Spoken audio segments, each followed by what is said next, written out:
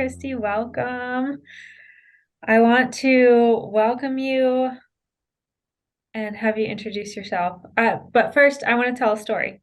So, my Oh, story is I've known who you were for years and years, and I was just at family reunion, and I remembered, I don't know how many years ago, probably 6, 7 years ago, being at family reunion, and I knew who you were, and I knew you were a big deal because you had been on stage with Gary, and I saw you walking down the hall in the convention center. I'm like, I want to go say hi, but I'm too scared, so I didn't.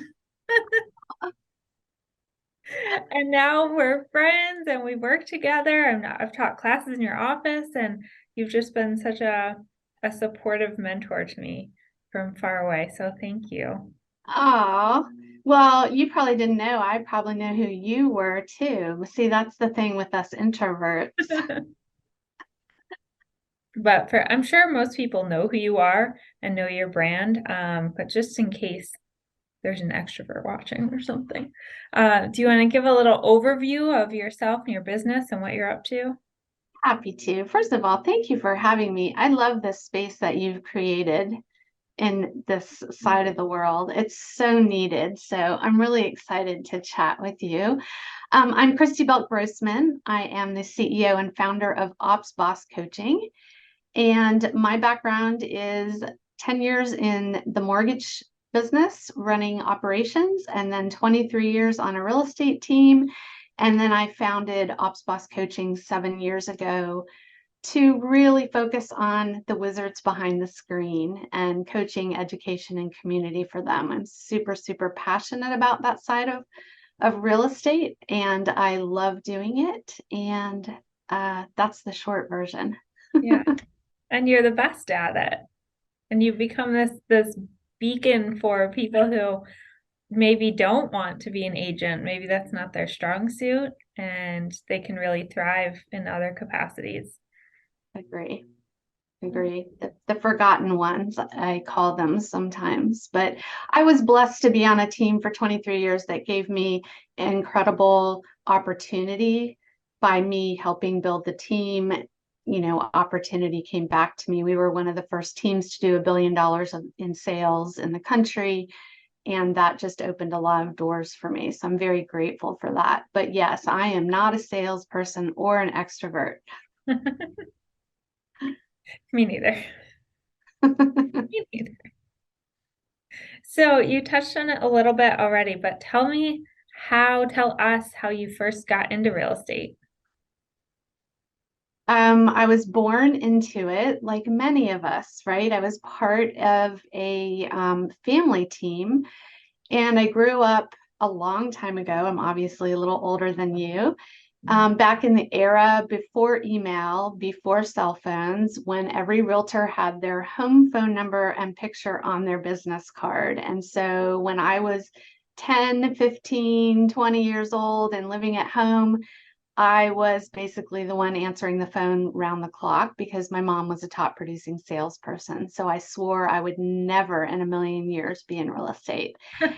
And then when we bought our first home, when I applied for a mortgage, I was recruited to join the mortgage company on the operations side and fell in love with operations, real estate operations, and then made a change into the real estate side of things when I decided, you're going to laugh at this because I know a lot of people struggle with balance and counterbalance in real estate, but I Mhm. was looking for a better balanced life when I had my children.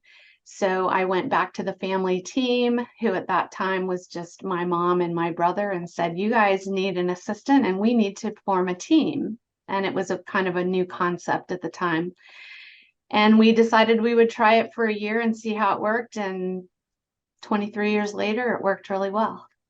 So you So, are very much ahead of the curve on that one. yeah, we were. And I think, the mortgage world was already that way, right? We had closers and underwriters and processors and loan officers, but real estate teams weren't really working that way. Mhm. So it was a newer concept, but it makes a lot of sense where everybody gets to sit in the seat they like the best. It does, yeah. I do think it's funny. I haven't really talked about this at all or thought about it. I'm gonna think out loud for a minute. I do think it's funny how in some of the books that we read, like the one thing it talks about the myth of multitasking and how it's impossible to do two or more things really well at the same time. And yet the majority of agents are doing 100 things all at the same time, and probably none of them like really, really well.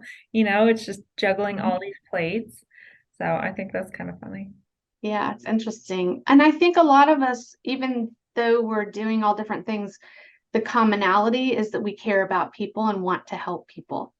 Yeah, I think absolutely. that's the majority of people in real estate. And yes, we make money doing it, but really, I think that's what drives most people.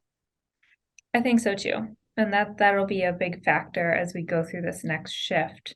The people who really are coming from that really good-hearted place, they're the ones who are gonna, get through it and thrive. Yeah. Yeah. Keep your why in front of you. Yeah. You were one of the very first people who started talking about being an introvert, at least on social media. I remember a post from, again, years ago, family reunion. You said, I need some time to recharge. And I was realizing that about myself too, because I didn't always know that I was an introvert. I didn't know my energetic needs. And once I started realizing them, some things just really resonated and stuck with me, and that was one of them. And then the next time I went to a big conference and came home, I did give myself a day or two to just do nothing, and it made such a big difference. So my question is, how has being an introvert changed the way that you run your business and or run your life? I think you hit on the first thing, which is energy management. Energy management, not only you have to be protective of your energy as an introvert, but it also gives you joy, right? And so I'm very purposeful in, even when I was on my real estate team, I've actually been working virtually probably for about 15 years. And that was a shift in energy so that when I was physically present in the office, training, doing coaching meetings, accountability, I could bring all the energy that the people needed that I was going to be with, but I can't sustain that for 40 hours a week. I Yeah. have to have that recharge time. So I'm very purposeful in my time blocking to create space and joy and creativity and all the things that fill me up from inside so that I can be what I need to be with my team, with my clients, and all the rest of it. Yeah. But that's been an evolution of trial and error and lots of failure, Yeah, you know. absolutely. And it's different for everyone too. I mean, Yeah. What I found was when I don't do it right, I know I'm not doing it right because I start getting resentful of spending time with people. And mm, yet my whole job, I mean, I coach and I teach and whatever. I love my time with people. It's not that I don't, but when I start feeling resentful, I'm like, that's because I haven't had enough downtime to recharge. And so I have to be really purposeful about creating that ahead of time.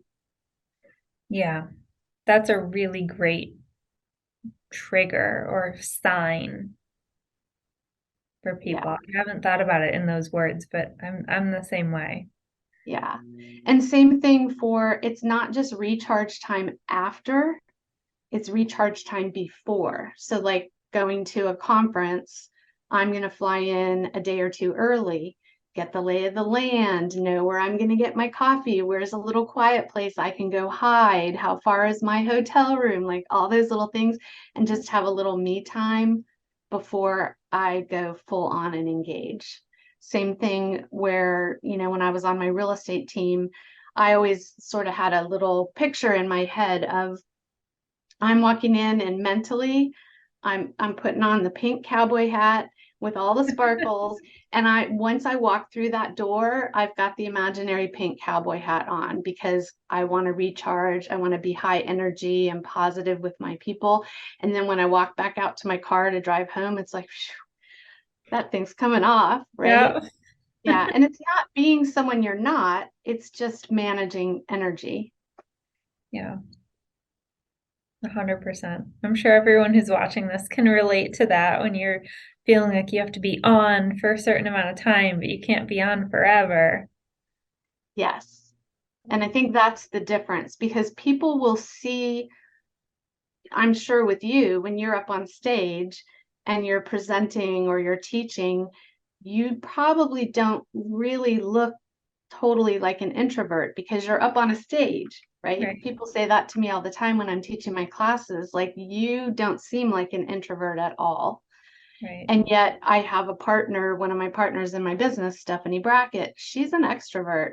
She finishes teaching a class and she is on cloud nine, ready to talk to people for hours. And I just want to go and hide in a closet and close the door and turn out the lights. Not because it was bad, but because it was great. And now I just need to breathe, you know, it's just different. Same. Absolutely the same. It's so crazy. It's so crazy the difference when you start paying attention to the stuff and seeing the differences of how people are and what they need. So I think awareness is the first step. And then the second step, which a lot of people I see them struggle with, is giving themselves the permission to take what they need because a lot of times there's a time commitment involved. Do you have any thoughts or advice around that piece for people? You know, it's interesting. I think you have to think about situations before they happen so that you're prepared for how to handle them. So, like, for you did a great script earlier on this call. You said, I'm just gonna, or maybe it was before we got on. I don't remember. You said, I'm just gonna think out loud for a minute. And Yeah. I was like, that is a beautiful script right there. And so I see, for example, in our world, with real estate operations, a lot of people are working with high D, fast moving, extroverted people, and they need to learn how to say, I hear what you said. I need to think about that and process it, and I'll get back to you tomorrow. You know, so you know ahead of time that when I'm starting to feel that pressure, this is what I'm going to say, or this is what I'm going to do. That's a great point. That's a great script too. And Yeah. I think everyone can use that even with their clients.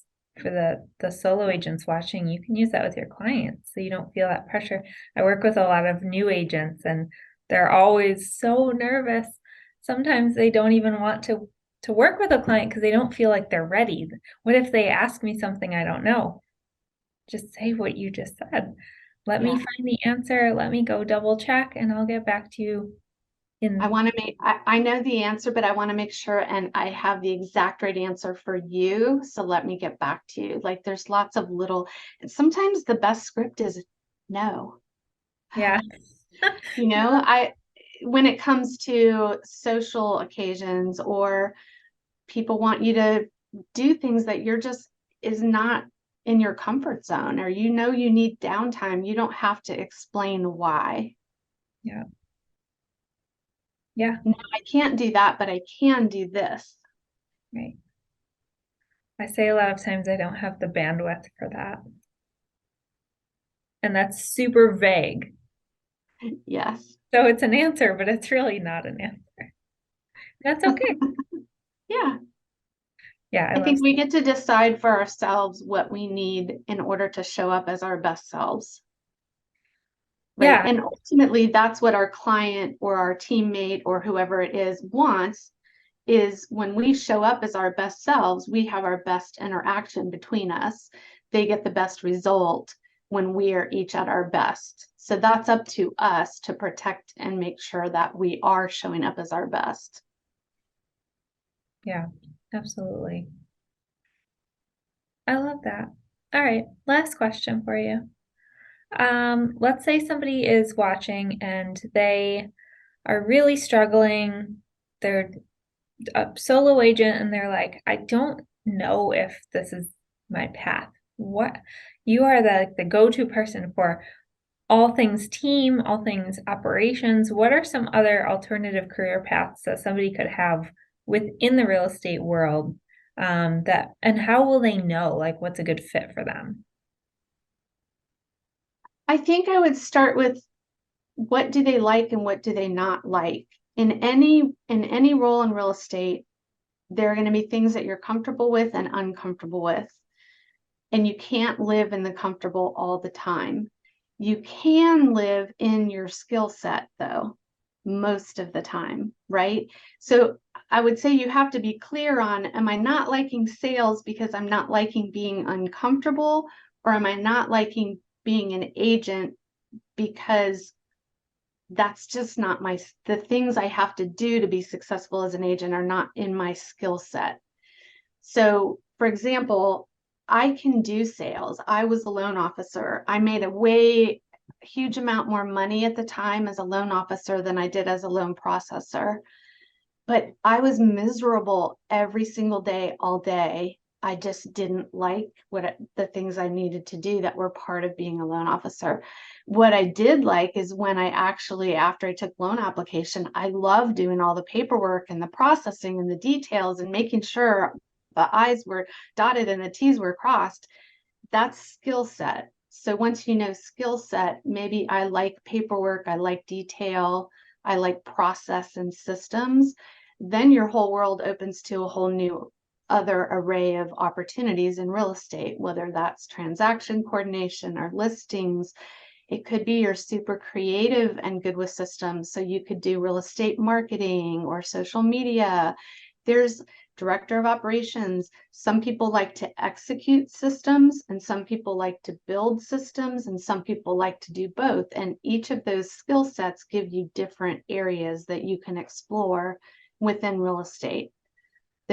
And with teams, there's so many opportunities. That's awesome. I love talking about that because I don't think it really gets talked about enough in enough places. I mean, I think there's a lot of people that come into real estate, like we were talking earlier, because they want to help people. And that doesn't have to mean helping them by being the realtor and selling. I've never even been licensed. Now, I would not recommend that. I would tell everybody who wants to be in any seat these days to be licensed, but I'm not licensed. But I love helping people. And so if you love helping people, you might be a great client care manager for a team where you're helping your buyers and sellers solve problems, or you're holding their hand through the process when they're nervous about what things are going to happen between contract and close. There's lots of places where you can help people that don't look like going on listing appointments, going on buyer appointments, negotiating contracts, and working at 7 o'clock, at night and 7 o'clock in the morning, right? Yeah. I mean, that's another reason why we see people come to ops, is to have a little bit more control of your schedule, That's a good point.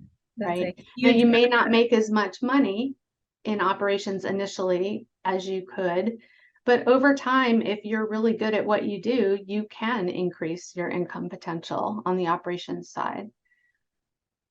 I love that. So lots and lots of opportunity. Yeah, there really are. There really are. Even if you have to go out to a different market, I mean, I'm sure there's a lot of work that can be done remotely too. There's ton most, it's interesting right now. We're in the midst of kind of a switch back. We had that whole everyone was open to virtual, and now less people are open to virtual. So I think that the higher up you go and the more your career has advanced, the bigger the team is, the more likely they're going to want you in the office. But if you're That makes sense. talent, they'll work with you, Yeah, right? Yeah, lots of opportunity. yeah. Well, this is great. Thank you so much. It's so great to hear from people who are succeeding at a very, very, very high level and using their, the personality that we were born with as a strength and not a weakness. And I think a lot of times society makes us feel like it's a weakness and it's really not. It's interesting in our community on the operations side. I literally popped into Slack with my team. I have a team of 12, and I'm like, I'm doing an interview in 10 minutes. I need you guys, and I kind of know what the answers are going to be, but I wanted to see. I need to know, are you an introvert, an extrovert, or an ambivert? Mhm. And we have two people only on the team who are extroverts Oh, wow. out of 12. And that would probably hold true of, and two people said they were probably ambivert, Mhm. and the rest of us are introvert. And I think that would hold true in our operations population across real estate. It's about 2/3 to 3/4 introverted, and then a few ambiverts and a few extroverts. That does make sense. I mean, we do tend to like to be not in the forefront. Which is perfect for an agent, right? Who, especially if with an agent, your name, your personality is your brand oftentimes, right? So it's great to have a shotgun partner who is just happy to be behind the scenes.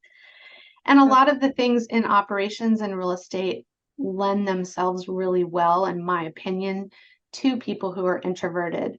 Introverted people are often good listeners, right? So it's beautiful for client care. They're often able to focus at a high level, right? So they can really, which is what you have to do to build systems. So there's a lot of positives, and they can still be extroverted in other ways. Like you said, you saw me on social media. Like, I'm very extroverted on social media, but that's because it's a safe place for me to still be introverted behind the screen, right? So lots of opportunity. Yeah. Well, thank you so much. Where can people find you if they want to follow you or see anything that you have to offer? Awesome. They can find us at opsbosscoaching.com, and that's OPSBOSS. They can follow me on Instagram at Christy Belt Grossman or at OpsBoss Coaching. And thank you for having me and bringing light to this topic. Oh, my pleasure. Thank you so much.